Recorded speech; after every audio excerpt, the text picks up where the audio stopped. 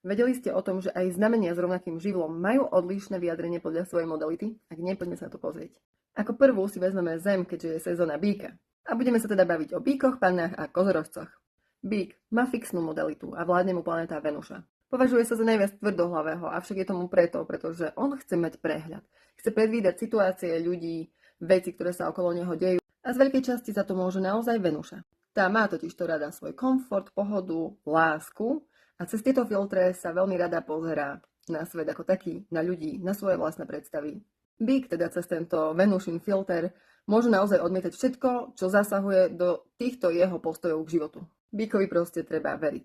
Veriť v jeho inštinkty a jeho známemu zmyslu pre dokonalosť. Ďalším znamením je panna a to je pohyblivé znamenie. Jej pohyblivosť z nej robí najviac flexibilné znamenie zo všetkých zemských znamení. Všetko skúma do nekonečna ešte ďalej a namiesto toho, aby konečne získala odpovede a dosiahla istú dokonalosť, získa ešte ďalšie otázky a ďalšie potreby bádania. To je ale taká super schopnosť, ktorá ich do budúcna robí naozaj expertmi, odborníkmi v oblastiach, do ktorých sa pustia. Aj keď môžu pôsobiť štrukturovane, organizovane, ich vládnúcou planetou je Merkúr. A Merkúr robí s komunikáciou s našimi myšlienkami naozaj veľké divy a takisto aj zmyslov každej panny. Každopádne ich chuť bádať, pátrať, objavovať, odpovedať si na mnohé otázky z nich robí naozaj sexy inteligentných ľudí a na druhej strane veľkých expertov, ktorí časom dospejú do naozaj nádherného sebavedomia. Bavíme sa vedomie o sebe samom. A nakoniec najsilnejšie zemské znamenie kozoroch, ktoré je kardinálnym znamením. Častokrát sa mýlime a vnímame ich ako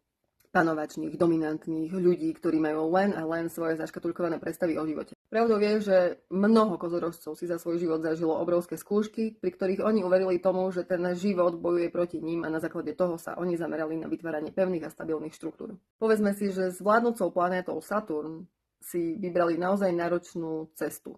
Ak ho však dokážu uchopiť, tak sa z nich stávajú veľmi tvoriví, úžasní ľudia, ktorí majú svoje ciele, no keď vám dovolia spoznať ich bližšie, častokrát zistíte, že sú omnoho zábavnejší, než sa tvária navonok. Omnoho vtipnejšie a naozaj budete prekvapení, čo je za tou fasádou tej vážnosti. V všeobecnosti každé zemské znamenie na prvý pohľad môže vyzerať strašne seriózne, ale za tou celou pokrývkou.